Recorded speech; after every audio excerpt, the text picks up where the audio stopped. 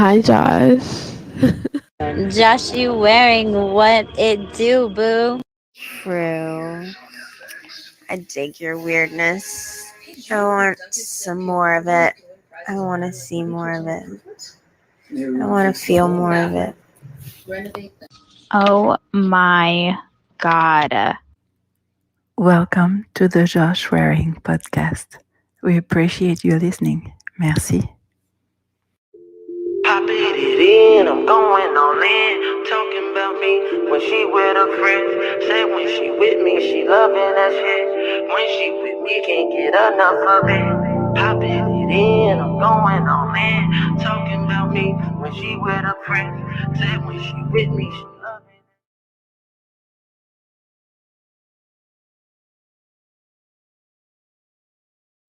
All right, everybody, welcome back to another live episode of SMVW. Excuse me, SMV Radio. Wow, I was like thinking about SWV for a second. I have no idea why, but welcome back, everyone. We have a fantastic show designed for everyone. It's going to be a lot of fun. And our first guest that we have up, of course, Big Mike in the building. What up, brother Mike? Yo, what's up, Josh? How you doing, brother? I'm doing great, sir. Glad to have you back on the platform. We appreciate it. How you doing, sir? How's everything been? Everything's good with me. You know, can't complain. Went to the shop today to see our boy and stuff like that. So it's been a good day. Absolutely. Did you actually know that KG started going to jazz as well? I did. He asked me about. Oh, Big Mike, just a heads up. You accidentally muted yourself. I don't know how. Am I good now? Yes, sir. He actually asked me about KG to see was he a good guy one day or whatever like that before he went there. So I'm like, hey, cool. Absolutely. Fantastic person. And the next person I know who's our guest because of KG is our boy, Lew and Bill's amazing artist. So what up, Lew? How you doing, sir? What's going on? Nice to join the show again. See that you back on it again. So of course, man, happy to be here, of course. But absolutely. Hey, what's up, brother? All right. So what you got in the background there, Lew? What piece of artwork is that? Yeah, this was my cash flow designs from one of my shirts and all that. So that was my cash flow design with the money drips coming out the pipe. So yeah, this is one of many, as you already know. Absolutely. I'll be getting one on the wall soon. That's definitely a goal right there. Dope. That's dope. Can't wait to see it up there. Yes, sir. So, gentlemen, one of our first topics is, do women objectify themselves? And when I think about this question, I can hear, some ladies, not all, because some ladies do speak facts, thankfully, right? But some ladies will be upset with the question, with the notion.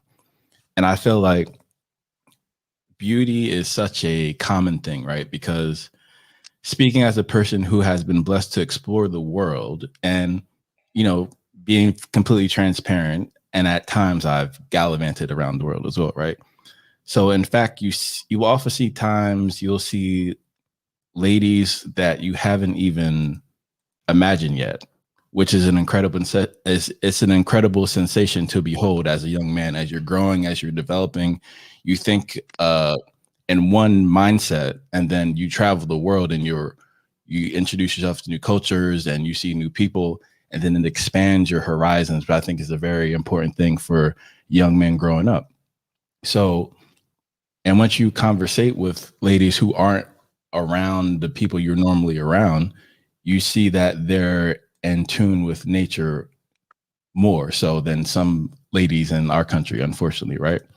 And things like being submissive, being pleasant and intuitive with their feminine sexuality with an attractive gentleman in their presence. It's that simple, right? There's no, me too, anything like that. This is just being natural in each other's presence, what I think is incredibly important. Yeah, we can hear you, Mike. All right, just making sure. Okay. Right. So I say all that to say, when beauty is common, women will behave in a certain way to separate themselves from other ladies in order to get their satisfactory amount of male attention. Of course, personality can do this, sure. However, in terms of demographics, let's say, women can have opposite personalities whilst being quite similar. Let's say in their habits, how they get attention. Something that can be described, this term would be female nature, for example. And it is incredibly feminine and natural for ladies to arouse masculine intrigue and get attention with their physique. And I would say objectifying is a conscious and strategic way of accomplishing this, right? So I think a niche demographic of this concept would be major cities anywhere in the world. It is part of the modern woman lifestyle for young ladies of exceptional beauty to live in the major cities where they have the highest potential of attracting the attention of a gentleman of immense SMV. So, sexual marketplace value, especially if that young lady is in her prime. So, gentlemen, when you think about this term, do women objectify themselves? This question, what do you guys think about that? Go ahead, Luke.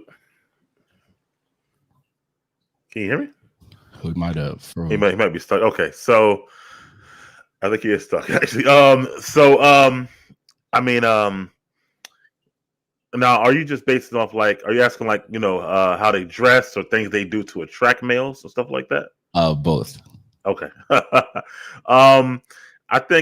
think some do, and I think some do knowingly as well and stuff like that, to get the attention of the opposite sex.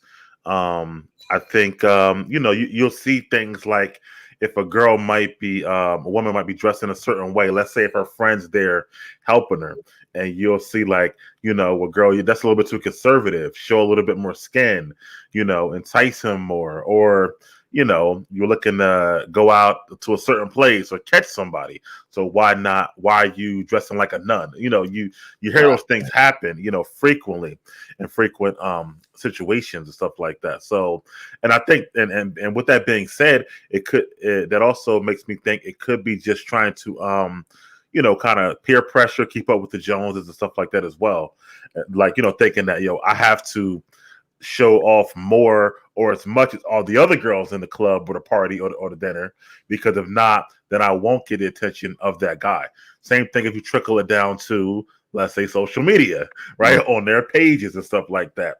So it's a constant one-upmanship of who can show more, twerk better, dance, whatever, this and that and stuff like that. So it gets to a point where it's just objectification throughout the whole process there. Absolutely. That's very well said, Miguel. And oftentimes I get confused because ladies will get upset when the men objectify them. But I'm like, you're kind of objectifying yourself. So it reminds me of DJ Khaled, like you're playing yourself because you're putting yourself in that situation to be objectified. What do you think about it, Brother Lew? Well, I think can you hear me? Yes, sir. Okay. Yeah. So I'm looking like I got a little freezing issue going on here.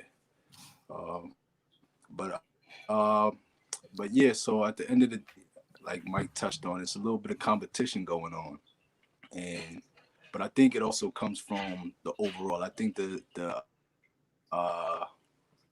objectification comes from the top. So what are the top women in society doing? Mm-hmm. The top women. Josh, am I there? Oh yeah, the top women. Well, like, what are they doing? They're gonna do success models, right? Model success.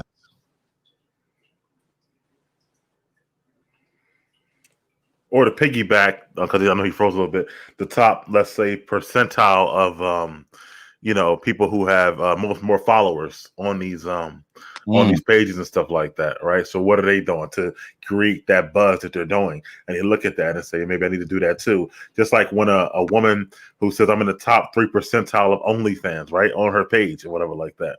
Same thing. It's like, well, what is she doing? Blah, blah, blah. And that goes back to my peer pressure and, feel like you got to keep up with people atmosphere. However, I think the mistake though in that is feeling as if that's the only way to attract a certain male. and whatnot. If that's what they're, if that's what they're looking to do. Absolutely. And Claude, this as ladies only get upset if it's the wrong man objectifying them. True. She's mad. So if she's mad, he's got to look in the mirror. Just saying that. Yeah, that's completely fair. That's fair, but isn't that selective morality though? At the same time, 1,000%. I'm glad you harped on that, Miguel. That is an abundance of selective morality. Right. So the right guy can say whatever he wants to her or whatever like that. Like that's you can't have it both ways or whatever. If it's objectifying, that's just what it is, whether he's the right guy or the wrong guy, stuff like that. And I also think there's levels, I mean, it's one way to just, say certain things very coy and flirtatious and to be like, damn, whatever, I mean, you can say things differently, that there's levels to objectification, I guess. Definitely. Go ahead, Brother Lew. Yeah, man, my bad about that. So like I was saying, so I kind of probably missed the part, so probably touched on it. So it kind of comes down to also, like I was saying, from the main women that the women already see. So if the top women get attention from wearing a certain thing, then it's going to trickle down to the women on our level as well. So that's why you kind of see that every woman kind of looks the same, right? When they dress up, put on their eyelashes, it's almost like you can't distinguish one from the other because they're getting the same main theme from the ones at the top, saying this is how it should be, and this is how it should look, and this is how success looks for you. So at the same time, it's always media driven somehow. You know what I'm saying? So it's almost what they put in front of you, and what gains attention is what you're gonna see on the lower level as you move up the scale or down the scale. Word, I could definitely see that. And Claude says, no, the thirst trap ain't for him. If you fishing for bluefin tuna and you catch a sardine, you ain't gonna eat that ish. That's a lie. That's a lie. Yeah. It would depend on how ripe that sardine is, or the person eating that. If they on death's door and they need to eat, they gonna eat that. Yeah, for real. And you see a lot of people with the sardines, right? So a lot of people go out with they go catch the blue lobster or whatever the case may be, right? But then they realize, hold up, I don't have the right equipment to catch the blue lobster, so they end up settling with the sardine. And that's how it works sometimes. Absolutely. And as a guy, if we're more honest with women, I think that also helps as well. Because sometimes you'll have a male with an incredibly high SMV value, right? Like incredibly high, in that same percentage as that same percentile as those ladies who are the most sought after, right? Mm-hmm. So sometimes that gentleman will simply just smash and pass one of these other ladies who think their level is that high when it's not. So it often inflates their ego, and essentially they become delusional because they think like, oh wait, I can actually attract this male. But it's a difference when dudes are just smashing and passing, and it's a completely different conversation when you're talking about what it actually takes to keep a man, especially of that status. So you're saying we should be more honest about what they actually mean to us or what they are? Yes. Okay. Because I would say a lot of ladies' defense mechanisms comes from this aspect, because they'll be oh, I can do X, Y, and Z. I mean, and it's ridiculous. They can take someone who's normal, who's probably at their level, and as Kevin Sam would say, and shout out to him, that they would be looking down upon that young man and be like, oh, I'm settling. Like I can do better. I've done better. Like I smash better. But that it doesn't equate, because at times, if you have one of those evenings and you have to make one of those calls like, hey, come over for X, Y, and Z, that doesn't have anything to do with a relationship, let alone a serious long-term relationship. No, I agree. A guy will see even being young, you'll see a girl or a woman or whatever, and you'll quickly say, I definitely would smash that. That's something that guys say all day, every day, but that doesn't equate to, like you said, long-term relationships or, leading to engagements or marriages and stuff like that. So I agree. Maybe, I don't know how we would do it, but maybe they need to get be more aware of that looking that way doesn't mean he will necessarily wife you, quote unquote. Besides just smash, but it depends on what they're looking for. But if they're looking for more, then that's probably not the best way to go. I think I was listening. I think you said it in one of our chats, Josh. The one when G Herbo was talking on the podcast, he was saying that, you know, all the chicks on Instagram dressing and looking a certain way, those are not the ones that we're trying to wipe. Those are the ones we're just trying to one and done and smash, stuff like that. So I think that's important. You're right. But in all reality though, right? So I know you saying a guy that might have a high SMV, he might like lower his standards in some cases. Temporarily, yes. But in some cases, right, the best women you're gonna meet are gonna be 5s and 6s, right? They're not gonna necessarily 8s and 9s.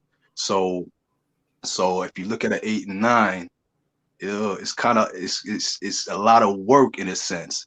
So when you look at the gentlemen that are getting like what they call submission, or their woman, usually they in that 5 or 6 range. They're not super bad, super cute. They're just right there, like a little touch here and there. They'll be an 8. They got the potential. So in a sense, even a guy with high SMV still wants the same thing as a guy that doesn't have SMV. He still wants that niceness out of a woman. He still needs that smile out of a woman. Now, if he can't get that out of an 8, he's gonna get it from where he could get it from. It doesn't matter what he looks like. He's just worrying about what he can get to give him that peace of mind, you know. So, and a lot of times you're gonna get that peace of mind out of that 5. That 8 is gonna drive you crazy up the wall. You know what I'm saying? So, I guess it all balances out. Yeah, I like that. I didn't even thought of it that way, but that's actually pretty genius what you just said. And it makes a whole lot of sense, because when you get to 8 and 9, their perspective of who they are is so high. They're less likely to be that submissive that you're talking about, because they're looking at it like, you know who I am, you know what I look like in their mind anyway, stuff like that. So I do, and I've been with someone like that, so I know what you're talking about. So I definitely get that. That's pretty smart. Absolutely, that's incredibly wise, Brother Lew. Thank you for that. Yeah, so you see like a guy like Tiger Woods, and people be like, how he end up with a waitress, right? He could pick any woman in the world, he ends up with a waitress. Well, that waitress is in awe of him. When he speaks, he's talking about stuff she never heard about. You know what I'm saying? As opposed to an 8 who's been shown everything, a 9, you can't bring her to a restaurant. She's been there with the other 2 dudes before, you know, and you can't really impress upon her or impress her anyway, or impress upon her your thoughts and your ideas. Meanwhile, that woman who thinks in her mind she's below you, she's all ears. She's like, I never heard of such a yacht. You know what I'm saying? I never heard of such a place. You know what I'm saying? And that kind of, in a sense, men want to always be like in a teaching, and we want to feel like, hey, we're showing our woman something that she never saw before, right? So I guess you get that out of those 5s and those 4s sometimes. Absolutely. It's definitely an aspect of mentorship that is key for a man, you know, choosing a lady to be with, right? Because that's key, because again, that I would say it would add to the average gentleman, or even high, especially the high value gentleman, right? The gentleman with the high SMV, if they're going to constantly have to deal with them, that's not going to be a pleasant experience, right? Because you want to have peace in your life. You don't want to have all this drama and things like that. And usually the more attractive the lady is, the more drama she does, you know, come with. So there's that saying that, you know, any woman that you don't have to pay for is going to be the most expensive. And that's usually the case with the higher, you know, the higher, more attractive ladies. However, if you're able to find that one who has a blend of both in a very prominent way, that's usually when men tend to, you know, will cut everyone off. Yeah, I agree with that too. If you can find like a nice 7 or whatever that can, like, you know, get toward that 8, but don't feel like she's a 10 or whatever, but also doesn't look like a 3. I think you got, like Josh said, a good blend of both. You know, we're pretty good. Absolutely. And unfortunately, and before you go, Lew, unfortunately, it's like you have women who are 5s not pretending, who actually believe that they're 9s. And that's what's causing chaos in in the Matrix. What you about to say, brother Lou? I just had a quick question. Have you ever saw this theory where you met a 4 and you start conversating or communicating, and she turns herself into like a 7, and then you meet something like a 7, they start talking and turn themselves into a 3. Now that concept is like, yeah. And then that's when you start realizing, like, wait, you know what I'm saying? So back to the objectifying themselves, it goes back to that beauty skin deep at the end of the day, right? So as young men, we might put up with that because, you know what, we're in the presence of somebody pretty, or we just, and it's more like for your ego at that age. But the older you get, like Josh said, it's for your peace of mind. So you change your mentality. Also, when you meet them, you know, where you meeting them at? Like, are they really what they present themselves to be? Like, what are they without the makeup or the outfit or, you know, the hair or whatever else they got going on and stuff like that? So really, what are they really, honestly? So those numbers can be kind of blinding for guys, especially if they're meeting them in an outing or a club or they're DMing them from their Instagram page. All those pictures are professional and filtered. So, you know what I mean? Like, it's just a, you know, a little difference or whatever on that. Yeah, it's true. It's all about, as you gentlemen are both saying brilliantly, it's all about understanding your worth. So absolutely know your worth, King, but also being aware of how society assigns value to different people, right? Because regardless, a lady can be one of the most beautiful women in the world, but if she is a brat and no one wants to deal with that, it's a waste of good look. So it really doesn't matter. And unfortunately, our younger brothers don't always know this. So they'll still think they'll have to acquiesce and tolerate certain behavior just because of her appearance when that's not the case. But the question is that do we, not we meaning you and I, but we as men, turn that beautiful woman into a brat because she's always told how beautiful she is from a very young age and stuff like that? I certainly think so. I think society has a lot to do with their behavior, especially, you know, we live in the spoiled princess era. So it's normal for most fathers, especially if they're present in their daughter's life, to treat them like a princess, you know, spoil them, splash the cash, things like that. And then some ladies become accustomed to that lifestyle, and then they're often not in touch with the reality. Yeah, I'm glad you said that, because it definitely starts like with that. Like we groom them from birth almost, like with this princess mentality, and we really setting them up in life, right? Because if you look at the top CEOs of Fortune 500 companies, you're not going to see anybody like that you would describe even over a 6, right? They would be what you call average women or below average in some cases. Some guys would be like, I would never, but they're the CEOs. And because, you know why? Because every woman at a certain point hits a point where she realized that the doors could be open according to her beauty, right? And she sees she sees what's deemed as beautiful and what the rewards are for that. Doors opened. They really don't have to work that hard. Meanwhile, they're the attractive one. No doors are opening, so they know they have to open their own doors. That's why you see it, like certain women in like high power positions, they're like real tough like that, because they saw what this type of woman gets and what this type of woman gets, and subconsciously they already rate themselves in different categories within their own community. Agree. And if you want to read Chloe's question there, I got thoughts on that. Okay, and absolutely, Brother Lou. And Chloe says some men never seen their woman without makeup or their weave. Thoughts on that? That is incredibly naive. I think their relationship is lacking if he never seen her without weave and makeup. I mean, what are they doing and whatnot? Like, and what is the laundry bill like? Because those pillowcases are getting messed up. Right. So she's never just coming over to hang out and watch a movie, you know, without weave and makeup, or they're never going, you know, I don't know. I just feel like that they're missing parts of the relationship if he's never seen her without that. Me personally. I've heard a personal story, right? So I heard a personal story of there was a wife that she used to wake up every morning before her husband, before anybody, to get dolled up, right? So her husband never really saw her that not dolled up side. So I hear what you're saying, but then I look at it from another side. That's kind of total respect, right?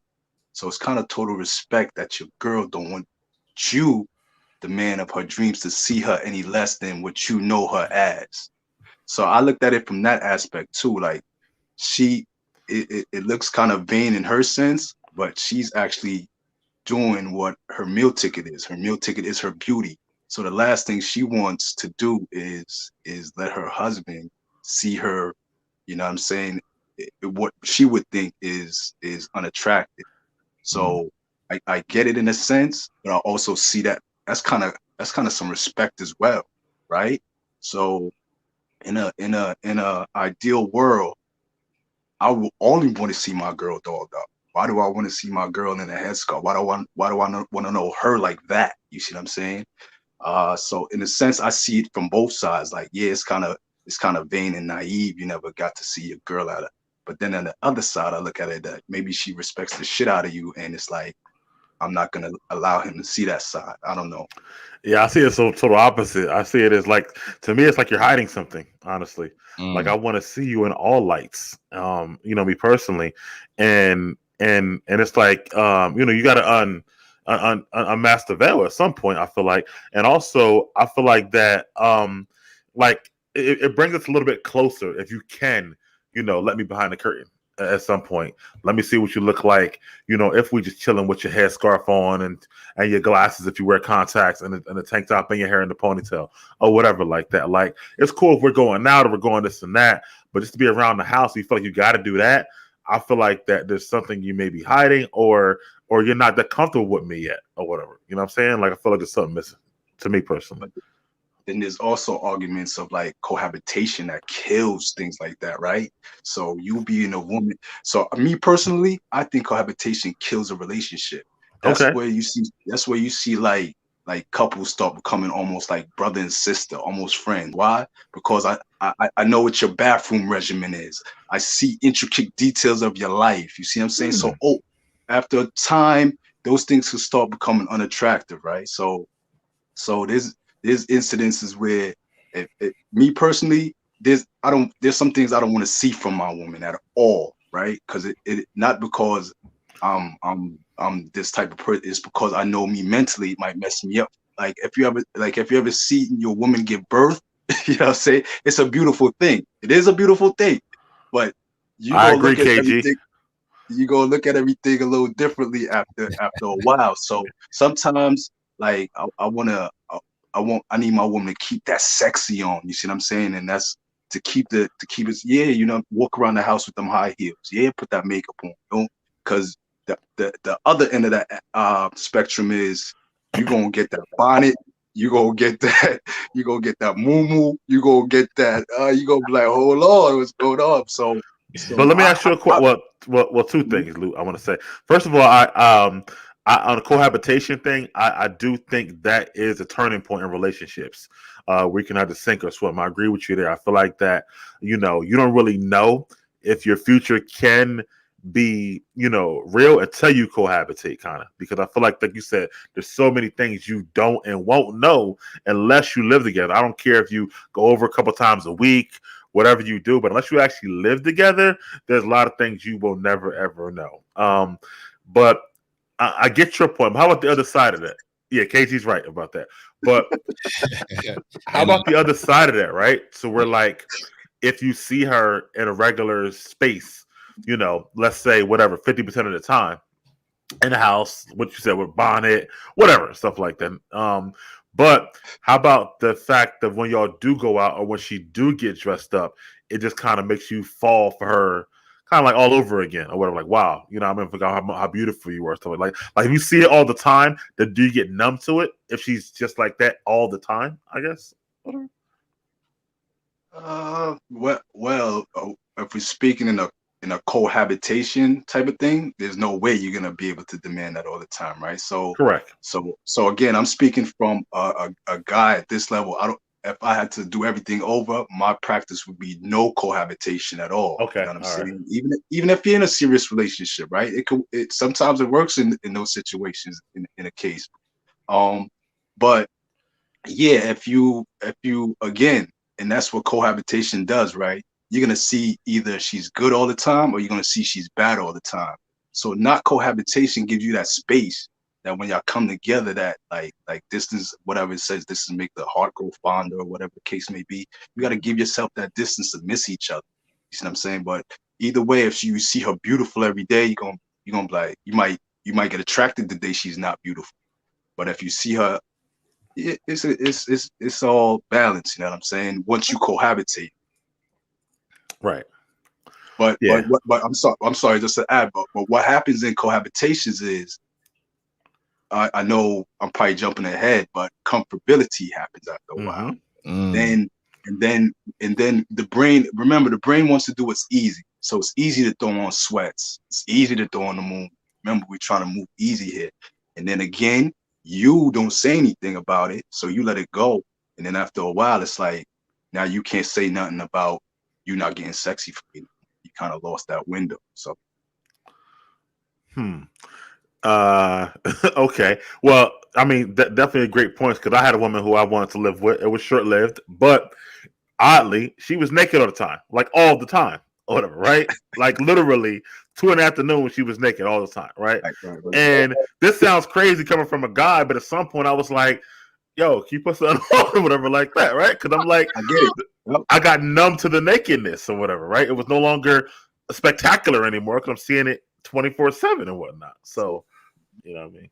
So, I mean, I guess it's, like I said, it sounded weird coming from it, because she was like, but I don't understand. You want me naked? I was like, not 24/7. Like, you know what I'm saying? So. Word. And KG said, for those listening, by the way, the cheeks clap different when the bonnet is on, though, which is facts. Complete facts, KG. And Claudia says, quick tip, take her out more. She's going to get sexy more. So I actually have a question for you gentlemen on this one, because for me, that it looks to, for me, it could also be viewed as, you know, women looking to objectify themselves for other men. Because again, there's no reason why you can't get sexy at home, especially during the pandemic. You're going to have to be versatile and be able to be fluid with situations, because you can't always go out, especially now in this world that we're living in. So what do y'all think about that? Because, you know, oftentimes if a girl is going to go out, she's going to put immense effort into looking her best. However, if it's just you being the audience and that isn't the case, what do y'all feel about that?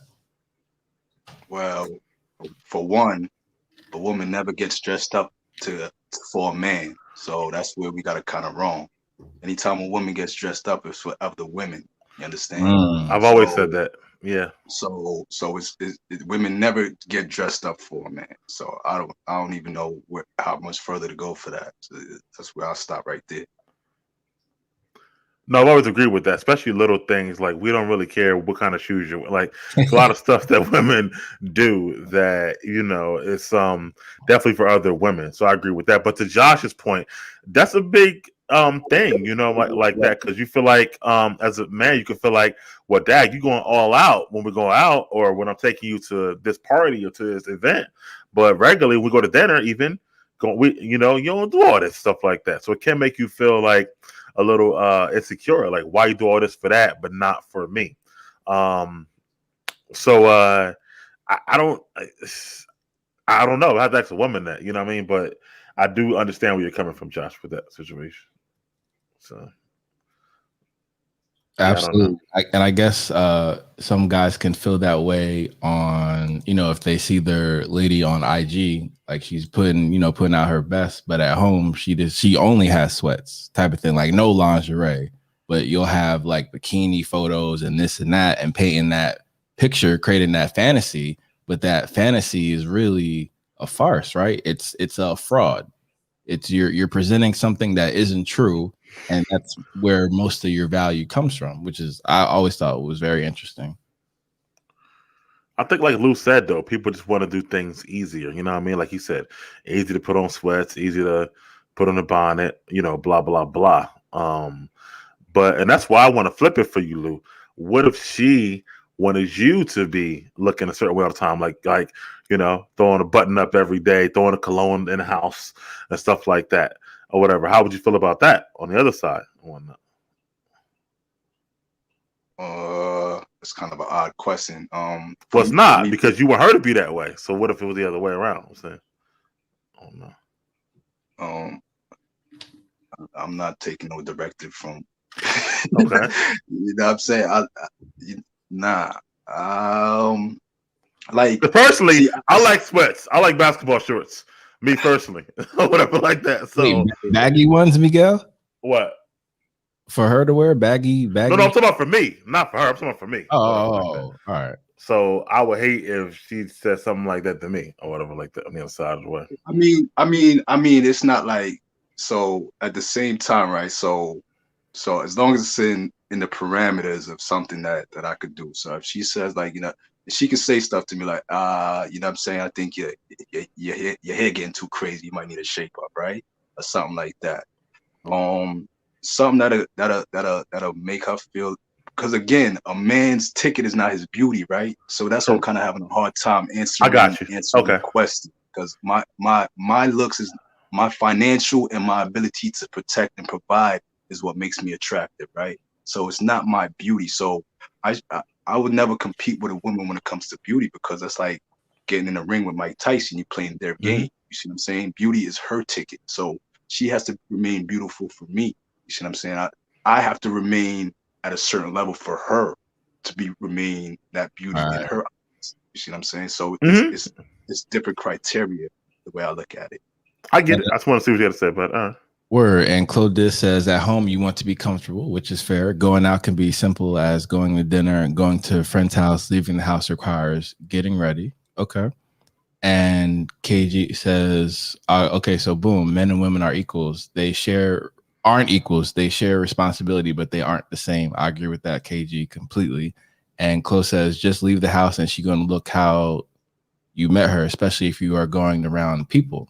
But I guess that's kind of bringing up the point. It's like right. You're getting ready for other people as opposed to the person that you're with. And it reminds me of a topic that we talked about previously on Poetic Charm Live during the quarantine. And we were talking about how, for whatever reason, women will upgrade themselves after a relationship ends quickly, so that urgency is there. But that same urgency isn't there after things like, as Lew was saying, cohabitation, or you just get used to each other and then you kind of both stop trying, type of thing. So to me, it kind of reminds me of that. Yeah, two things. Yeah, Chloe, I think we're saying, why can't you do that in the house, like Josh and Lew was saying. And you know, I do think that and I'm sure Lew don't have a problem with this, speaking up. You know what I mean? I think women do get comfortable, but I think you know what I mean, some of these guys out here won't say nothing or whatever like that. You know what I'm saying? So I think we gotta also make sure that we tell them, listen, you've been wearing this bonnet for 6 days now. What's going on? And stuff like that. So well, with that aspect is right. So men always feel like that they don't want to lose that what they're coming after, right? So the last thing you want to do is jeopardize the sex. Last thing you want to ever do is, as a man, is say the wrong thing. That's how you're taught, right? So that's why we kind of hold our tongues and do this. Don't want to offend them. But like Josh said, the older we get, we realize, the truth is even better for you. See what I'm saying? Than holding out. You actually get more respect that way. And then but guys, we always got a fear of, I'm gonna say the wrong thing and then blah blah blah. There's always the fear of like she's gonna leave. But once you develop that numbness to that, it's a whole different world. I agree. You know, say what you want. You know, you probably never know. It'll probably get done or whatnot. So. It does, and it gets done 9 times out of 10. Trust and believe. You might get some resistance on the surface, but you spark that thought in the head. You know what I'm saying? And that's what guys don't even spark the thought. That's why Josh said they walk out, and then you have a 5 thinking they're 10 because nobody's at home telling them like, nah, that don't look good. Like, how many times you see like a girl walk out? How many times you see like a woman on the street and you're like, damn, somebody's lying to her. Like, you see what I'm saying? Somebody didn't tell her the truth today. Or if somebody's telling her, you know what I'm saying? You can't just come out any which way, because again, your beauty is your ticket. That's why. So. Yeah, and to close previous comment, Josh. I think that she's making Lou's point about cohabitation, because he's saying when you were getting dressed to come see me, you were still getting dressed. But now that we're cohabitating, you're saying you're comfortable in your own home, so you don't want to get dressed, stuff like that. So I think you're making his point about why cohabitation can change everything. And just for those listening on the podcast, thank you for listening, by the way. Chloe said you're getting ready to go out into the world, not in the comfort in your home. And she also said when you first date, usually the woman leaves the home, thus she gets ready. Which is, again, making his point about cohabitation and stuff like that. Absolutely. And KG also said, ask unattractive women, they get the raw truth. They get the real deal. they get without the filter. Absolutely. Yeah, because guys aren't, I guess, as Lew said, afraid to lose them, I guess, or whatever. Anyway. Absolutely. So I guess that, helps us segue to the next topic, which is do women have any idea what men want? Because, sometimes it's like they do things that is the complete opposite of what you want. And everyone in the world knows that's what you want. Interesting.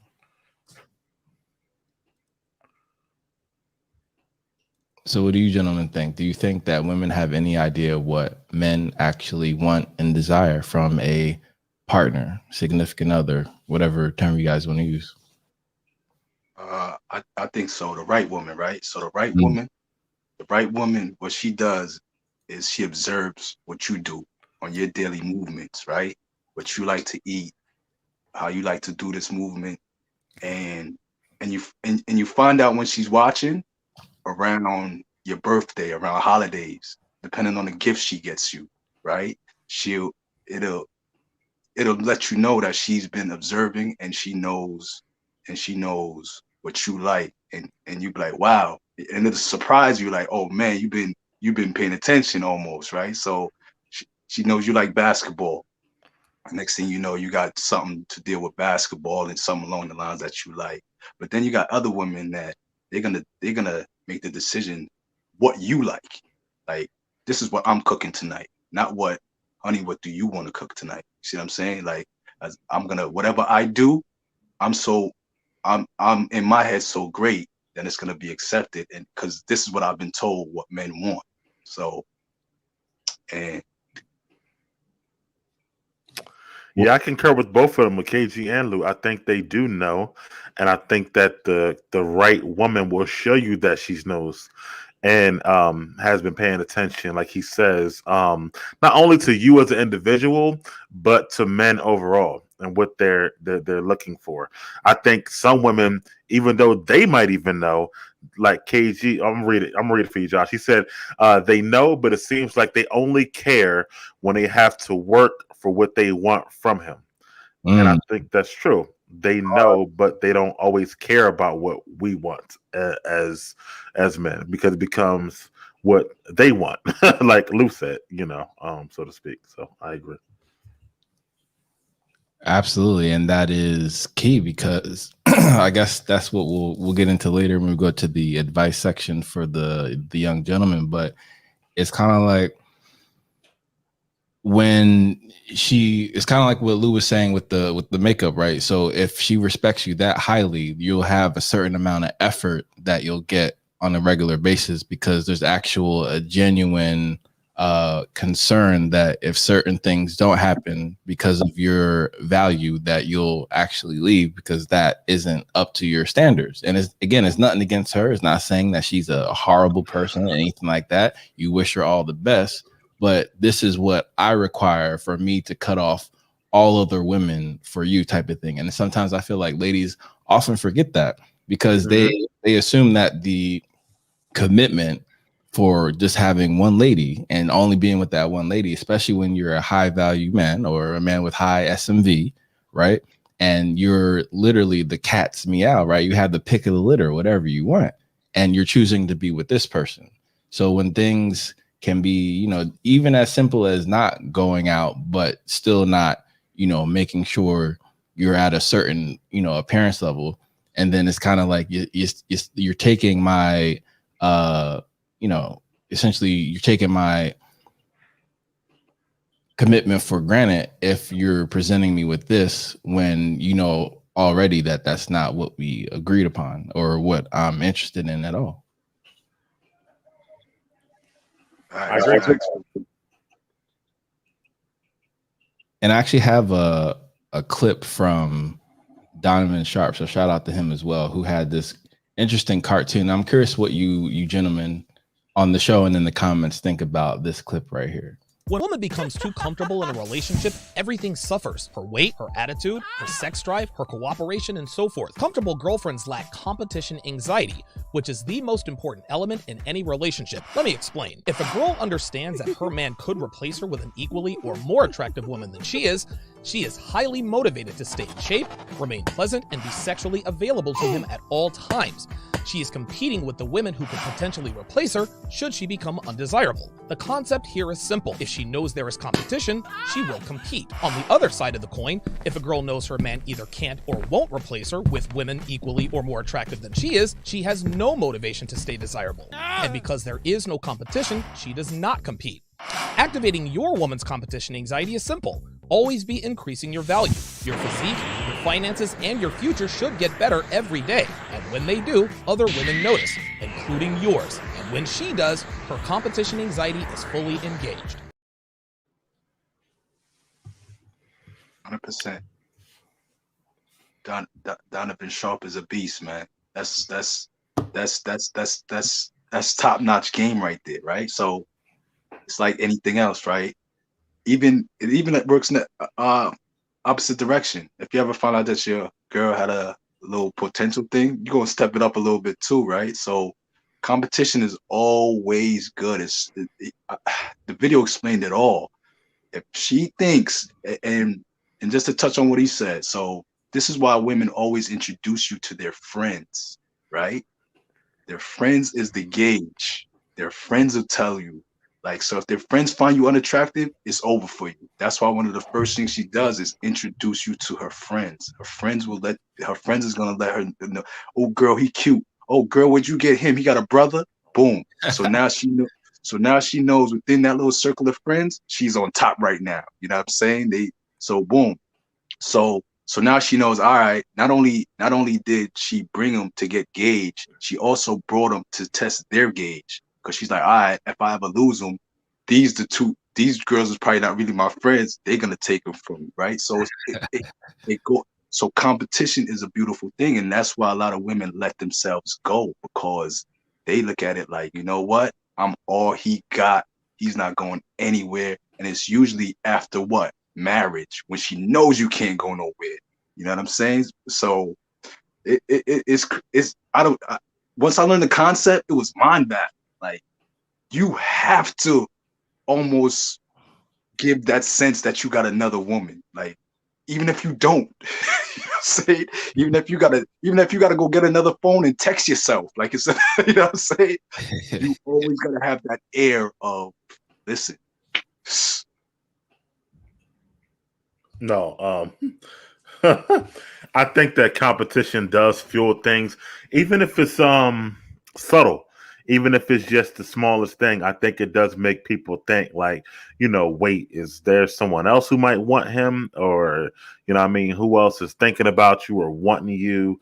You know, sometimes you may just tell them about somebody who shot their shot or whatever, knowing they had no chance, but just because you know that's going to tweak their interest and like, who was that? You know, blah, blah, blah, and let them do things. And also, low-key competition with someone you were at before, because you're telling them about things that other person used to do for you, whether it was cook certain meals or whatever it was. They might start to say, you know what, well, maybe I should cook too, or something like that. So I think just any type of competition, for, like you said, for both sides, it definitely does fuel people to want to be as good as that other individual, if not better, stuff like that. So absolutely, it makes them look in the mirror and, you know, forces them to step their game up, right? And, you know, as people who routinely need to develop and grow more, you should be doing that anyway, especially if you're looking to get better and better. So it would be great to be around a person who also, you know, gets that as well, because I think that would be important for the relationship overall. Because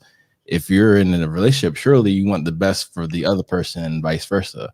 And I feel like when that energy comes together, amazing things can happen. Yeah, the part about him saying, make sure you're getting better, looking better, making more money constantly, trying to better. I mean, that should happen anyway. But I think by doing that, it's only going to make you more noticeable to the opposite sex, which will in turn make your current woman notice you more as well. Stuff like that. So it's like a domino effect. No, not overall. So. Yeah, man, I agree. That was one of the most important parts of the video, that he gave you the solution to the problem, right? So that was and that was spot on, because that's always what Josh always speaks about: men staying on their purpose, staying on knowing who you are, and as long as that happens, you will always be attractive to somebody. You know what I'm saying? So at the same time, yeah, that video was spot on, man. But Donovan Sharpe he's on a different level, right? So he's the type of guy that tell his woman that she got to stay at a certain weight, right? So it sounds misogynistic, it sounds all that toxic masculinity, all that None stuff, of that. right? Yeah. But then on the other end, he set up a gym for her in the basement, right? So that'd be also a lot of men's problems. We tell these women what we want, how we want them to look, we want them to it, but then you don't provide the tools for them to be able to work on that for them. So if you want your woman to lose weight, don't just be sitting there telling her to lose weight. Go buy her a treadmill. You see what I'm saying? So you almost got to invest in your woman as well. You want her to look a certain way sexy. Take her to go buy those things that you deem sexy. Don't let her pick her sexy for you. So it goes back to, do women know what men want? Who cares? It's all about what you want, because every man doesn't want the same thing, right? So sitting there letting her try to figure out, she's gonna give you what the last guy liked. You understand? So when she comes to you now, everything she's doing to you, bro, she did to the last guy and he liked it, right? So this guy's gonna like it until you say, whoa, I don't even like that. Like, this is how I do my thing. You see what I'm saying? This is how then she changes to you. But if you let her do her thing, and then that's the thing, some guys never even know who they are to know what they like, right? So a woman probably never cooked for them. So the first woman to cook for them, oh, this is the best meal they ever had, right? So at the same time, you got to know your worth and know that if you have demands for her, you gotta put those things in place for her to fit what you want to do, if that's how you want to do it.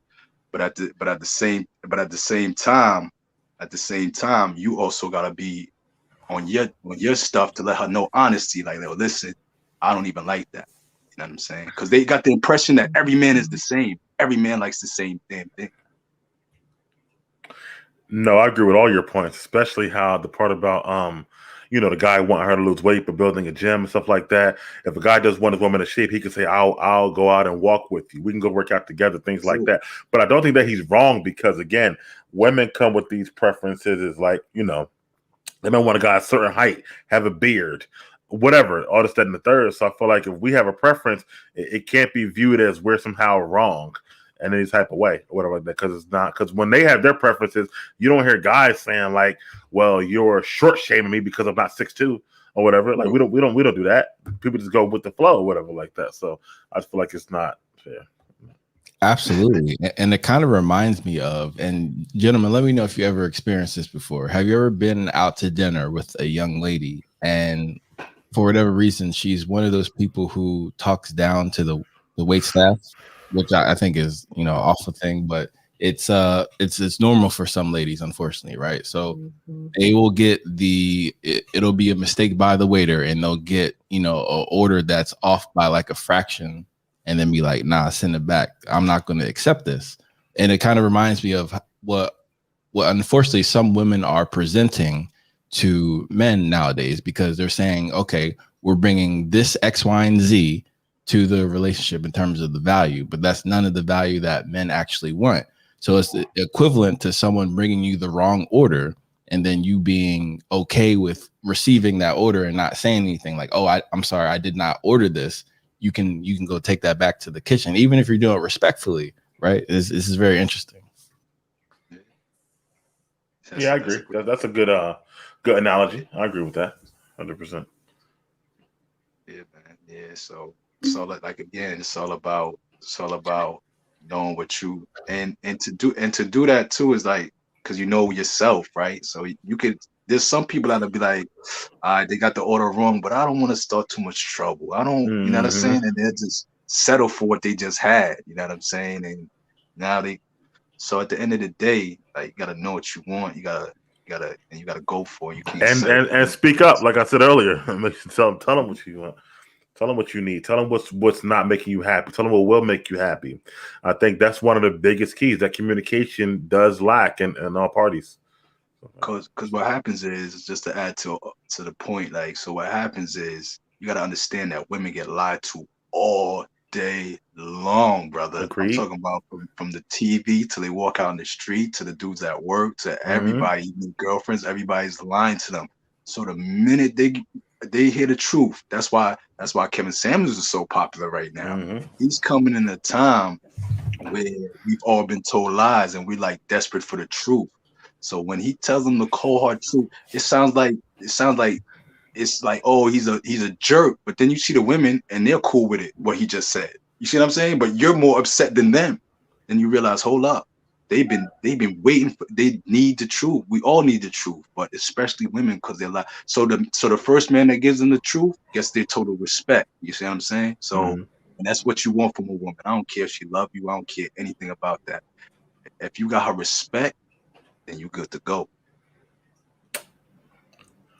I agree with that. Yeah. If you don't have respect, then then that's it. Then it's never gonna work and stuff like that. So I don't care what feelings, what attraction. Without the respect, there's nothing else is gonna be able to happen moving forward. So.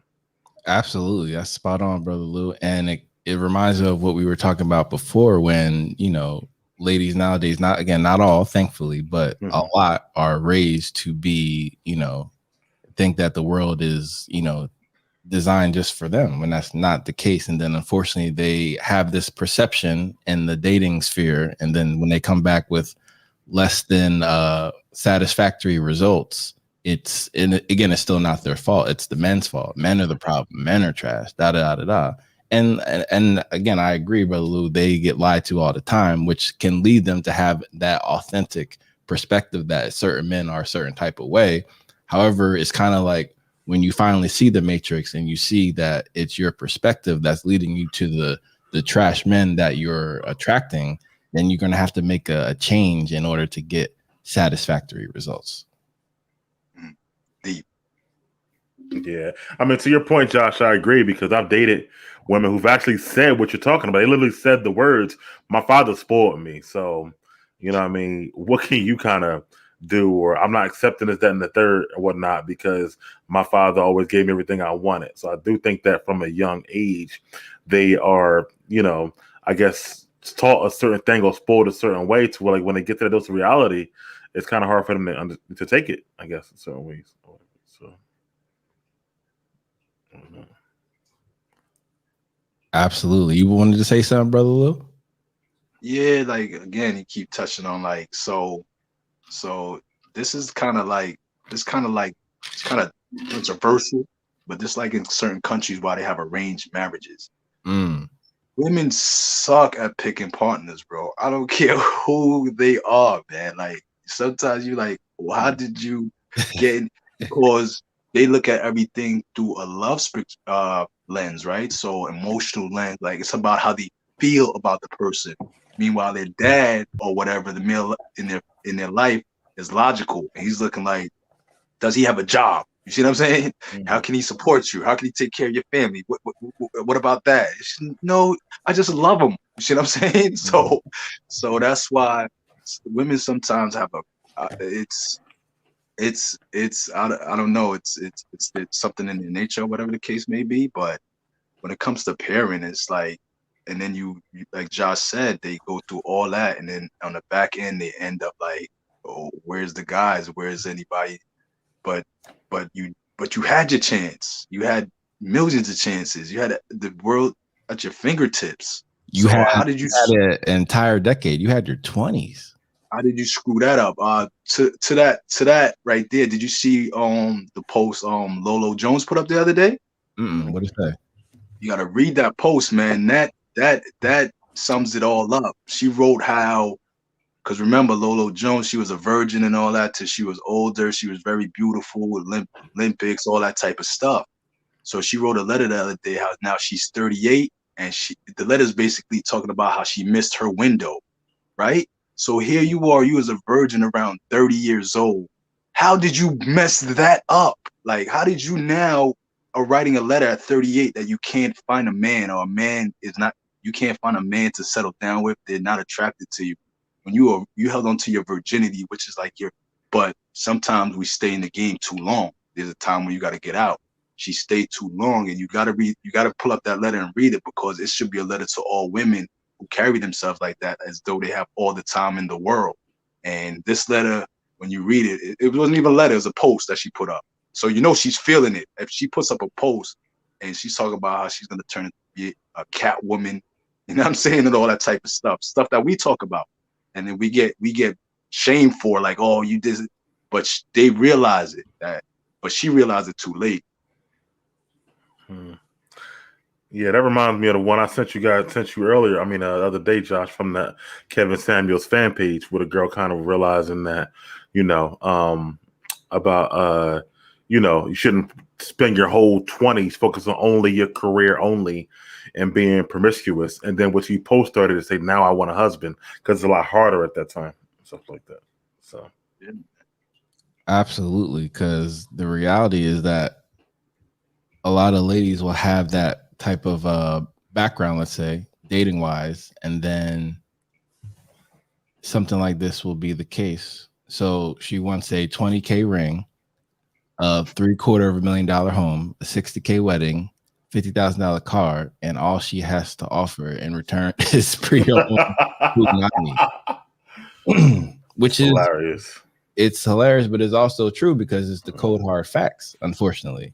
And add that with your behavior. So if you're entitled as well, and your best days are behind you, what are you offering? Number one. Number two, did you forget what men actually want, which is your physique to be on point, right? So they want you at your best. That's just how nature is, right? There's something uncanny about how men respond to women of exceptional beauty. Like it is what it is type of thing. And let me read. Go ahead, Lou. Well, I was just reading the thing, but you know what though? On like I tell everybody, man, I no lie, like a submissive woman will get all of that without even working, because it's something about a submissive woman that men just want to do. So those things, like no woman is like wrong for asking for those things, but those things, what now are you, like you said at the end, they come with some pre-owned pum pum or whatever the case may be. But if submission comes with that, it's a different ball game, man. As a man, when you know that, man, when I get home, man, I'm gonna be greeted with a smile, like everything is set, man. It's nothing to stop at the store and pick up flowers on the way home. You see what I'm saying? Because you know, like, that submissive energy gives you your masculine energy, and in turn it keeps going and going and going around and around. But when you want all that stuff and you don't give anything in return to the man, like that's almost a crime in itself. Because look at that stuff, man. That's all nearly $1 million, man. Absolutely. And Claude says it's easier for some women to say all men are trash because they don't have to look into their own flaws. Facts. KG cracking up in the comments. Claude also says women are told by society that we have all the time in the world. Another illusion that is told to women well into their 30s, and I would say often 40s and 50s, 1000%. That's a gem right there. Women have followed the formula for men, that's the key, and have lost because they didn't follow the feminine formula, which is facts. Okay. Look like we have an ally over here, huh? Word. That's all that Kevin Samuels. Okay, Josh. Okay, Josh. But yeah, guys, it is unfortunate because more women will be alone, as Kevin Samuel says, because of the inability to change and realize that they were given the wrong advice, probably from people like Derek Jackson and whatnot, and they were just led down the wrong path. But it was the path to make them essentially consumers, right? Because as we know, women in history, throughout human history, are the most prolific consumers in existence, right? The whole economy is generated from how women spend their money, which they do with emotion. We're human beings. We buy things with an emotion, right? That's why marketing and advertising is geared towards making you make an emotional decision. That's how you're sold. That's how advertising works. So as women have, one of their main strengths is emotions, being intuitive, right? And also wanting to accumulate as many resources as they can. It would make sense that they are the biggest consumers. So unfortunately, ladies are consuming things incorrectly and then also making emotional decisions as opposed to logical ones. Yeah, man. 90% of consumers are women, and then they said that 10% that are men are buying things to impress women. Exactly. You know, so it's like 100% is all going towards a woman in a way. You know what I'm saying? And again, that's why it's so important. That's why when I hear women say, "Oh, I don't need no man," I'm just like, damn, she's gonna trip and fall many times, because there's many times my woman has come to me with something that she thinks this is incredible idea. And I look at her like, nah, we're not even doing that, right? Pisses her the hell off. But after she sits down, it's like, you know what? I'm glad you told me that we wasn't doing that, because it would have been a waste of time or something like that, right? So they gotta have that balance, because like you said, man, it's all based on what the color is. This other person had it, you know what I'm saying? It's nothing that they really need. It's some joint that they want, you know what I'm saying? And the man is there to let you know, like, nah, that's not what you need. You know, we gotta. Correct. Yeah, men shop for need, women more shop for want, and they shop, like Josh said, emotionally. Sometimes I think we got to be the leaders, right? Voice of reason, the head of the households. You know, all those different things, the king, the whatever you want to say. I feel like that. You know, especially when it comes to certain things like that, like you said, finance or something like that. You know, whether you know, it's putting a finance in a car, and they're settling for any rate or whatever, where you got to come say, no, that's not good. So you always got to try to be that voice to help them make, I think, sometimes better decisions and stuff like that. And if they respect you going back, they will let you lead, and they will listen to the information that you give them. I feel like True. So, yeah, the leading comes from, like, so when you give them that advice, once it turns out correct, right? And that happened once, they're like, okay. The second one it works, they're like, okay. By the third time, they're like, all right. This is because, again, a lot of men give women talking about follow me, but they don't even give them nothing to follow, right? correct. So we out here begging women to submit to us. Oh, submit to me. And she looking like, what am I submitting to? Like, Correct. Yeah. Where should the submission go? So, right. So that's why I always tell the young brothers or whoever I talk to, you must build it first, almost like the bird builds his nest. Then he gets his woman the bird to come lay the eggs in it. They're not building that nest together per se. You see what I'm saying? So you gotta give her those tools to be like, all right, this is something that I could submit to. This is something I could give my heart and soul to. But some of us don't even give them that option. We just up in here, oh, you're supposed to do this, and then we still in this shack right here, and you know what I'm saying? We not really living how we should be living, and you asking for something that's crazy. Absolutely. And Claude just says, looking at my Amazon recent list, I must agree with that point. Emotional purchases are a thing. So is emotional decision making. Absolutely. And Claude also says a balance of logic is definitely needed at times. And I feel like that's what, you know, a lot of women who make finding a man their priority, that's the hole that they're trying to, the void that they're trying to fill. However, it's that needing that masculine logical energy, and oftentimes they'll try to replace that with a career. True. Because think about it, right? So I even got into that the other day.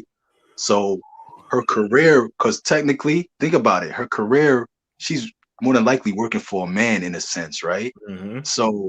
So that's why if you speak to certain people, they'll be like, listen, you'll never get submission from your wife if she has to wake up in the morning and go work for somebody else. She will never submit to you. Or on the other end, if she sees you waking up, going to go work for somebody else, she's not going to submit to you because she's like, hold up, how am I submitting to a worker? You see what I'm saying? She holds your boss in more regard because he's a boss and he's telling you what to do. So when she knows you're getting pushed around at work and because you come home complaining all day, oh, the boss is, so she's like, So when she sees you try to flex and be alpha at home, it kind of throws her off, right? And then the work part for her is she's giving all that energy to her boss. Like she doesn't give her boss no lip. Her boss gets straight submission from her. Her boss tells her what to do. She's there on time. She's dressed the way he wants her to dress. You see what I'm saying? So now when it comes home, it's like she gotta relax that. You're her relax. You're her sponge from all that. You're her cushion from all that outside world stuff. So it's all types of dynamics that go into these things. That's a lot. That makes logical sense. You know what I'm saying?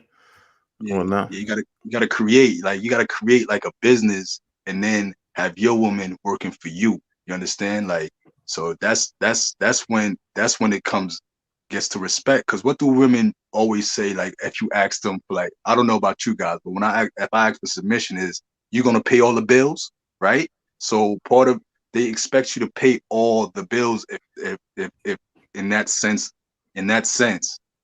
for them to even consider that first step. Because remember, a woman's whole thing is security.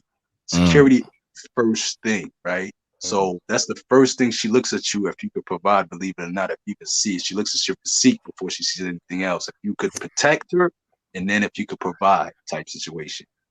So if you can't do that and she has to go work, it's almost like she's protecting and providing for herself in a way.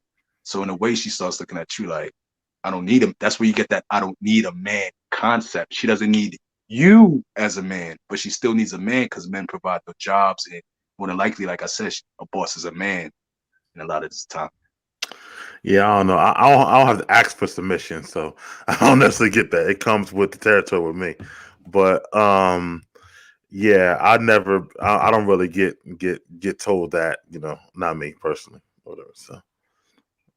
That's a constant conversation about the bills throughout everywhere in social media and stuff like that. But I think you can obtain it without telling you don't have to work at all and I got everything or whatever. Like still obtain submission, I'm saying. Absolutely. Now I'm going to go back to KG's previous point.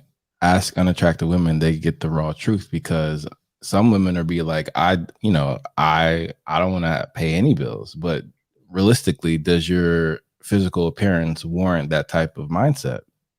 You might have to pay some bills in your lifestyle. I mean,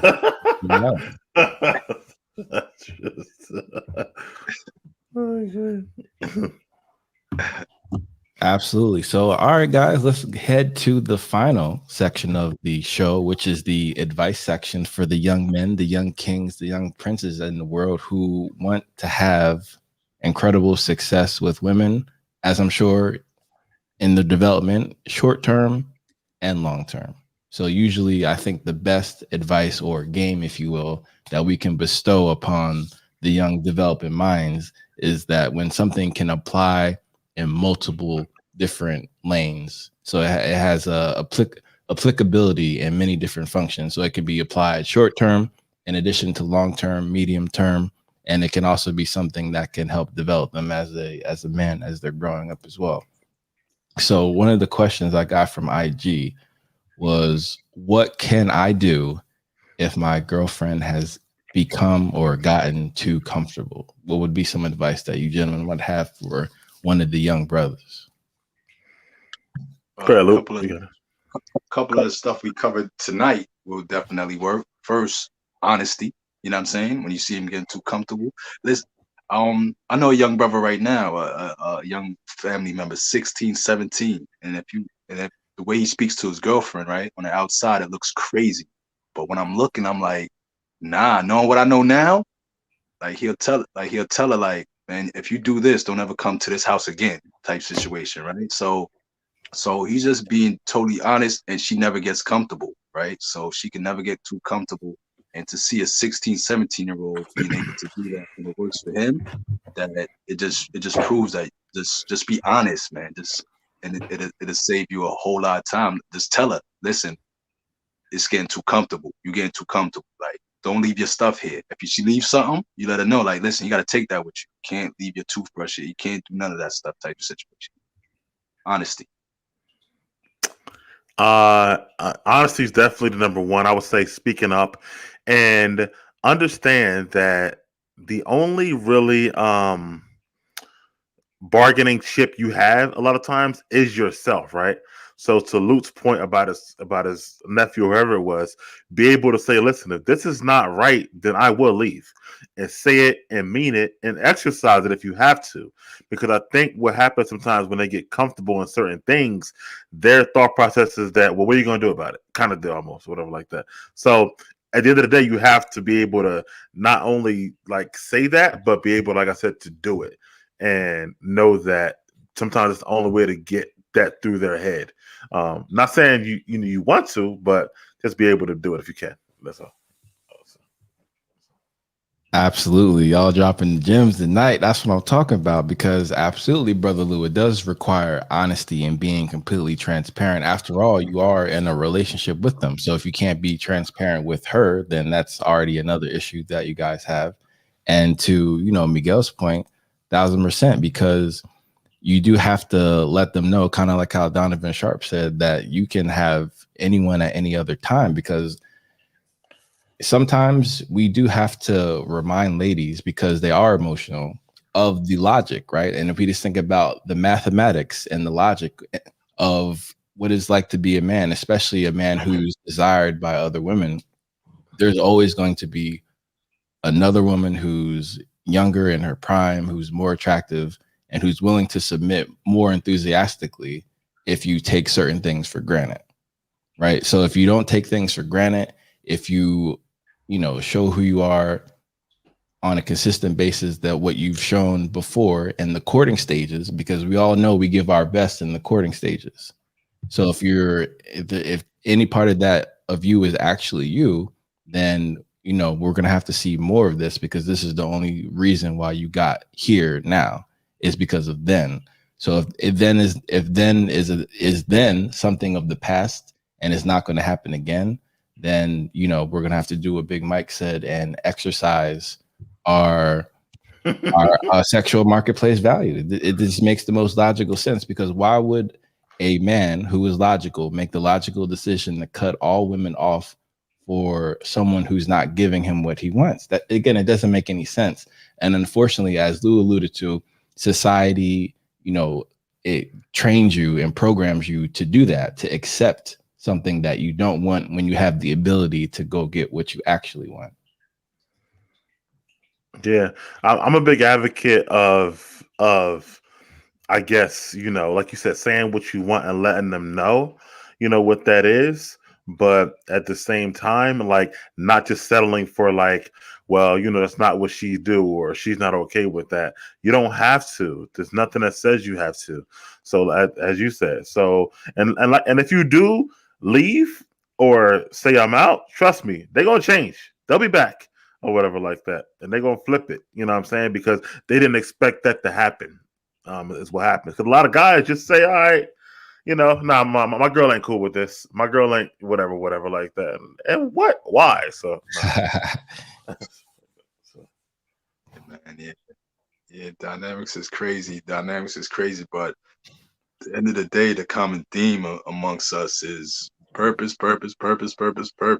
Like, don't pedestalize, don't let her know. Like, if you have something in front of her, you're the most attractive person ever to her. You know what I'm saying? Especially if what you got in front of you is like driving you and she sees that drive and she knows there's nothing, even if she says I'm leaving and you're gonna actually open the front door and help her pack and open the front door and call her Uber and then give her a kiss on the cheek and say thank you. Oh my God. And She then ain't going they say nowhere. take care or something like that. Yeah, take care, baby. You know what I'm saying? You look at all your future endeavors. Absolutely.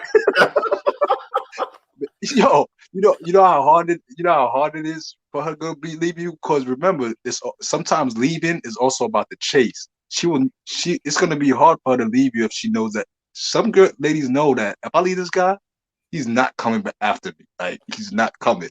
And those seem to be the guys that are like left last, bro. I'm trying to tell you. But the guys that are like, oh, I'll die without my woman, they always get left. Like, always. Yeah. It could be something as small as like if a girl, right, if you're dating a woman, and let's say she hangs up on you or whatever. The guy who calls right back, I'm not saying she what I'm saying, but the guy who calls right back, like, why you hang up on me? He's already lost. It's the guy who don't make no call and start watching TV. That's when she gonna call you and be like, yo, what you know, whatever, stuff like that. I got that face, Mike, not because I disagree, because it hit home, because that happened to me. You understand? Right. But I played it a little differently. I called back and said, don't you ever do that to me again, and you have a good life. You understand? Yeah, that works too, or whatever. I get it, yeah. And I call, like you said, that's what you have to do. The guy that calls back loses, because guess what? Again, she did that before, right? She did that before and got calls back from 100 guys. Like, hey, I'm sorry, I didn't know what I said. Oh, what did I offend you? Right. But when you call back and say, oh, listen, I don't know who you used to dealing with, but that's it. Like, have a good life. Right. Next thing you know, you getting that message through your email. Oh, I don't know. You know what I'm saying? What happened? I'm sorry. Because what? You gave her a different angle to. She's like, hold up, who's this fool? Like, why did not? She's not really looking at it like, man, he's respect. She's looking at it like, nah, I got to conquer that one. I let one get away that didn't do what the other 100 do, and I need 101 of them, each one of them to do the same thing. So it's almost like she's coming back to almost learn the challenge. Almost, I gotta learn this challenge just in case I run into it, because she loves it. Yeah, I mean, I ain't even calling back. I'm just gonna watch a movie or something. It ain't even happened to me, but I feel where you're coming from now. Yeah, I'm calling, but again, when those things happen, it wasn't a reflection on me per se. It's a reflection on. Just like when they say, like, you ever heard them say, like, man, his wife was cheating on him. Like, oh man, what? That's not a reflection on him. That's a reflection on her, right? So whatever they do to you, because again, she hung up on a king. She didn't even know. Right. So at the end of the day, she hung up on her future being better. You know what I'm saying? So at the same time, yeah, I could have let it go, but letting it go means, you know what? I might slip up and send her a text and forgot she hung up on me the other day. Like, oh, what's up? And I'm like, oh, that's right. And now she like, I might hang up work. Meanwhile, I have to know, like, listen, I'm not that one. And by the way, I'm not saying that. I'm calling you to say I'm not that one. Don't do it again. That was your last time doing it. You see what I'm saying? So it's not like, all right, baby, just don't do that. Don't do that again. Nah, you did it one time, and I'm just letting you know, one time is it for you. And the feeling I got from that was amazing, man. Because, of course, I believe it. Yeah. Because it's like, that's when you start learning those things. Like, you gotta respect yourself at the end of the day. Like, you gotta respect yourself. Yeah, absolutely. And what Lou was saying, I was picturing Ari Gold the entire time telling someone that they're fired. Like, one strike policy applies. Right? That's it. That's it. What they call that shit test, to KG's point, I got friends like that. Like, it's only one, they getting blocked. Like, number erased and blocked early. That's it. So. Nah, Shorty was an 8, B. I didn't hold you. I got receipts, B. It was a hard decision. Oh yeah. You know what I'm saying? So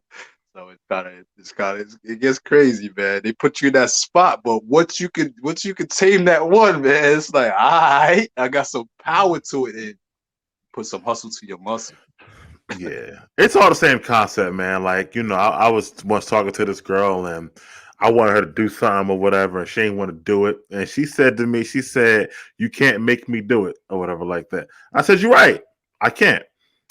Have a good life." Something like that. Like, that's it. Like, what do you want me to do here? Like, that's it at the time, whatever like that. Where do we go from here? Right. Where do we go from here? You are correct. I cannot forcefully make you do this. You have a good life. Absolutely. And nor would anyone want to force you to do that. I would rather have it done enthusiastically with a smile. Of Correct. course, man. Smile. A smile is a woof. Yeah, man. Do it because you want to do it and it turns you on to do it for me. Damn, baby. Get something like that. She didn't expect me to say, like, "You're right, have a good life." She expected me like, "You know what? All right, don't worry about it." Stuff like that. That's what a lot of guys do. Stuff like that. It's terrible, man. It's terrible because just for instance, just go look at when they post something and just read the comments that men leave. Men that never met the woman and will never meet them in their life. Just read the comments, bro, and then you realize when you say why women do whatever they want when they're young, you'll realize, man, they got the pick of the litter. I'm talking about for one summer. I'm talking about they get hollered at minimum 500 times. You know what I'm saying? Hit on minimum 500. So that, think about it, man. Every time you walk down the street as a man, right? A bunch of women always tell you, oh, whistling at you. Hey, what's up, cutie? Hey, what's up? Man, after about the millionth one, bro, it's gonna get to you eventually. Yeah, you're gonna start saying, man, I can get any woman I want in this world. You understand? If it's true or not, right? But like you said, that expiration clock, man. Time. So another thing for young fellas, I'll tell them, time, bro. Time is your friend. Don't rush nothing.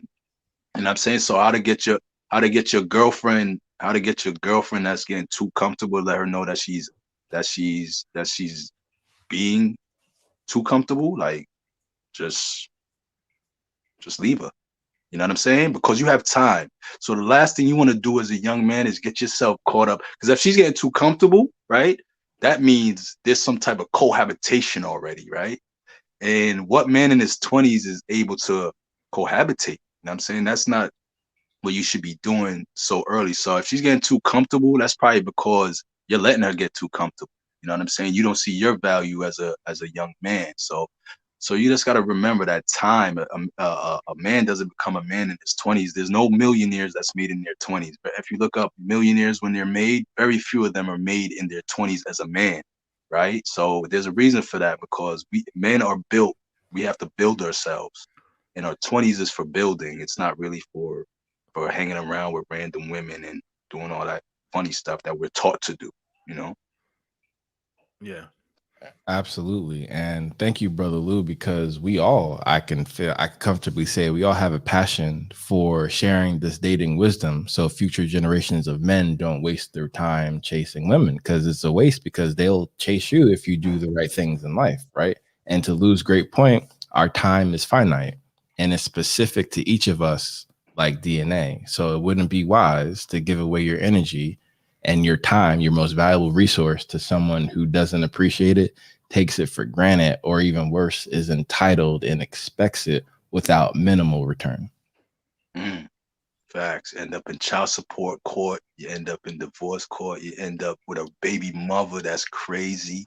And when you see that prolongs your process in life. You understand? You, as a young man, you in your 20s, going to court for child support or you get a domestic violence charge, because I know a lot of my friends in their 20s, I caught that on some dumbness or argument, you know what I'm saying, that led to a little push, you know what I'm saying, or something crazy like that, or whatever the case may be. Nothing happened, but I know a lot of guys that get jammed up.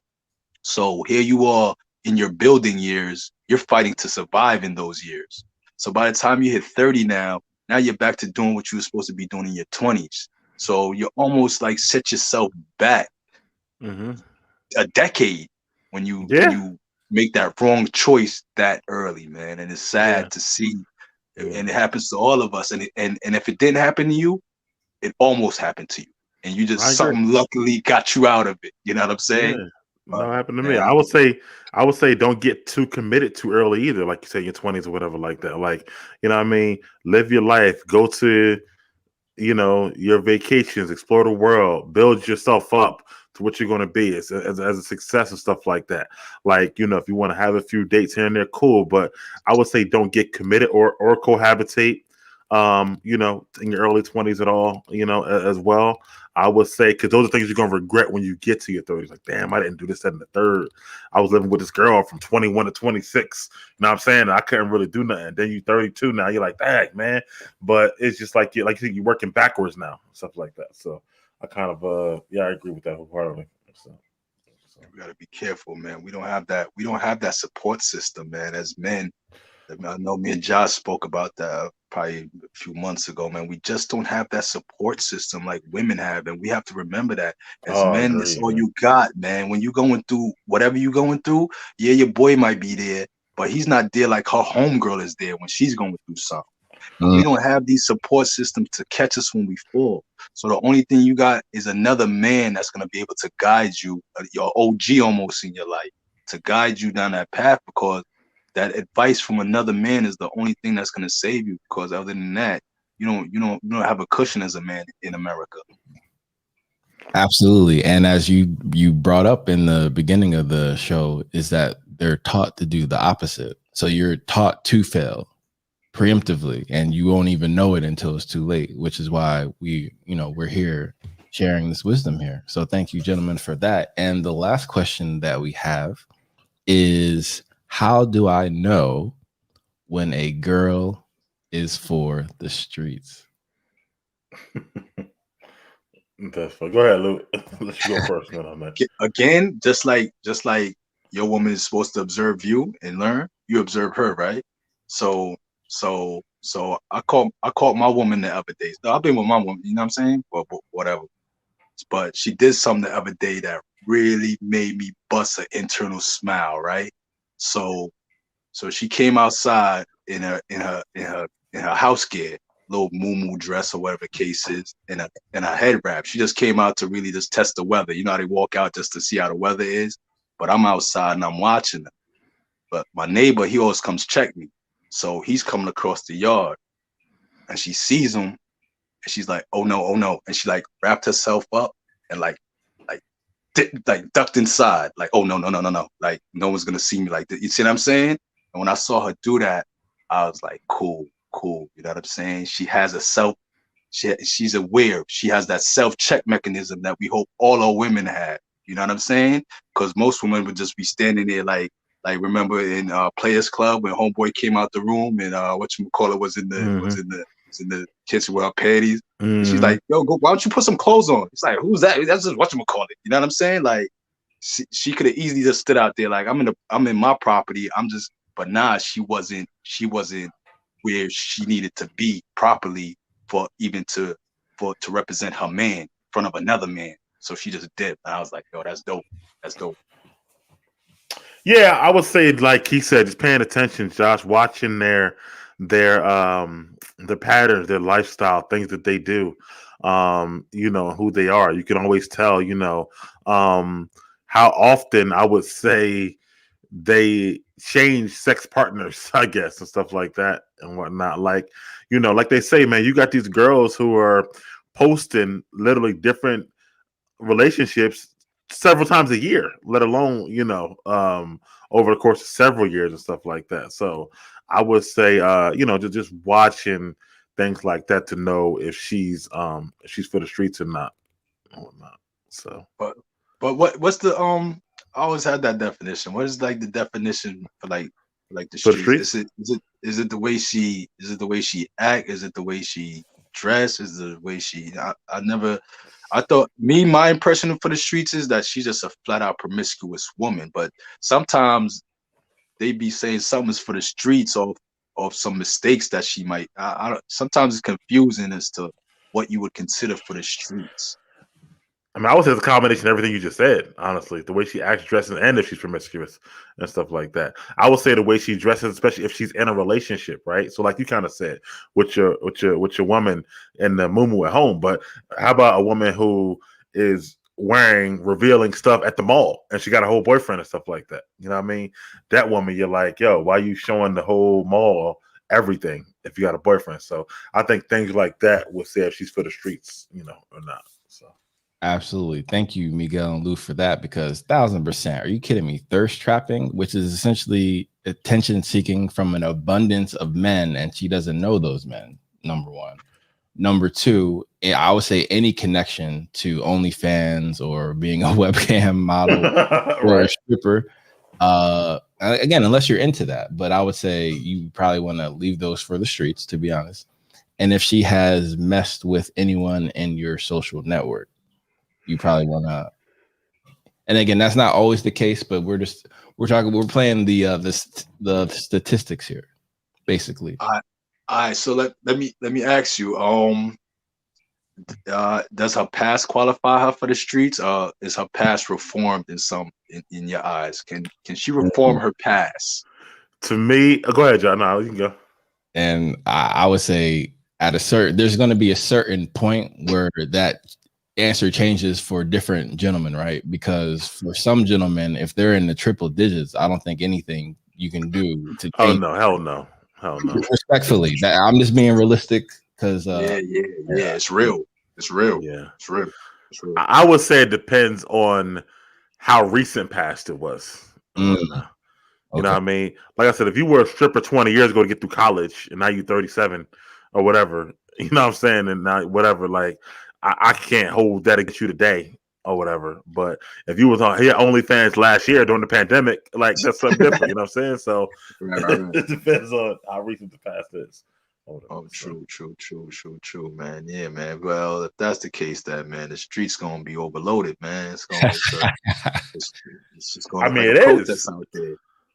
It is, honestly. Yeah. I mean, but I think the streets are overloaded because it's funny. It's like this weird dynamic. Like a lot of women are finding, I guess, easier paths to make money, right? Like OnlyFans or whatever, porno, webcam, whatever you're talking about, right?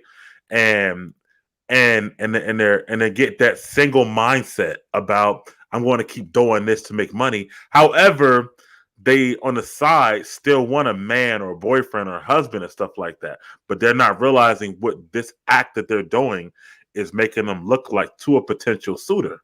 So it's like they're not thinking about the whole picture, thinking like on singularly, like I said. So that's why you get more women for the streets, stuff like that. Yeah. Well, another one that I'll probably add to the list is if she's in your presence and she's on that cell phone, bro. If you in her presence and you competing with that cell phone, agreed. Forget about it. Yeah, man. That's a big one for me.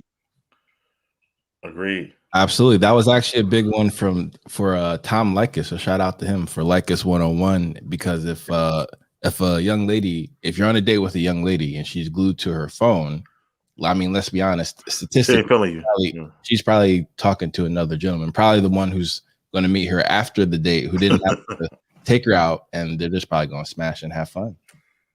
And you don't know how sexy it is till you meet a woman with no social media. Then you're like, wow, you bring you back to a time, boy. Like, damn, this is crazy. Yeah. Plus, I want the attention. Like, you know what I'm saying? Like, if you with me, you with me. If we spend the time together, we spend the time together. Like, I don't want to see you glued to this, that, and the third, or whatever. You taking hour phone calls from your friend. Nah, man, this is our time. That's how I feel like it. Or whatever. Definitely. So, yeah. Absolutely. Like my girl, she asked me, we had this general conversation about like, if my phone rings, right, would I answer it or whatever? And because I don't normally answer it if my phone rings when I'm with her, because to me, I feel like whoever that is, I will get back to them later on. But right now, we don't. We watch them. We spend the time together, whatever, like that. So she asked her friends, and her friend was like, "Well, that would make me feel suspicious. Like, why you're not answering the phone?" I said, "Because y'all got the game fucked up." I said, "It's not that I'm being sneaky; it's that I'm giving you all the attention and whatnot that I'm having, rather than answer. Even if I got to answer it and say, yo, I want my girl, I'll call you back. I'm still taking away from us. And they might be like, well, just give me a minute. Now I'm having a whole conversation or whatever like that. So to me, that person, if they want something that serious, they will text me, right? And say, yo, I need this and the third or whatever like that. And I expect the same things or whatever like that. Like, this is our time together. So that's how I kind of look at it. True. I love it. Absolutely. And there's an aspect of discipline there. So thank you for that, Miguel, because if you can't, at when you're having those quality time, even if that isn't your love language, right? Imagine you're constantly with someone one-on-one and they're constantly at any given chance that as many notifications as we get on our phones, which is an addiction with dopamine and whatnot, right? They can't help themselves and answer that notification or answer that prompt or answer that type of stimulation or anything like that. Because I mean, to me, what's the point? Right. I agree. Whatever like that. Like you should be able to say, okay, I can get to that. That's what it'll just sit there. You'll be there for you when you're done, but you should be able to focus on one thing and get back to that later. Absolutely. And for the gentlemen who are dealing with this, I would suggest that the next time you guys are engaged in coitus and your phone rings, then you stop what you're doing, you go answer the phone and then come back an hour. Right, exactly. Let's see I'll pick up that phone and whoever's on the other end say, listen, man, I'm not even gonna be here much longer. You know, it don't look like this is going nowhere anyway. So I'm gonna call about 20 minutes when I get out of here. So now she got it in her head like, oh shit, I only got 20 minutes. I didn't even know he was leaving. Now I know I only got 20 minutes now. We're not gonna play this game. We're not gonna play this game like Absolutely. And we're gonna call it right there, gentlemen. So thank you once again for joining us, Lew and Big Mike, for sharing the wisdom with the young fellas out there to help them in their dating situation. Appreciate y'all. All right. Good night, people. Big Mike. All right, man. Good seeing you, Lew. Hey, KG, come on next time, brother. You're still in the audience. All right, Mike, you got to teach me about that submission thing, man. I can't be out here begging these girls for no submission. Nah, you can't. I got you, Lew. All right, man. All right, fellas. All right. Sure, they got me brainless. And I don't understand it. I don't know. Yeah.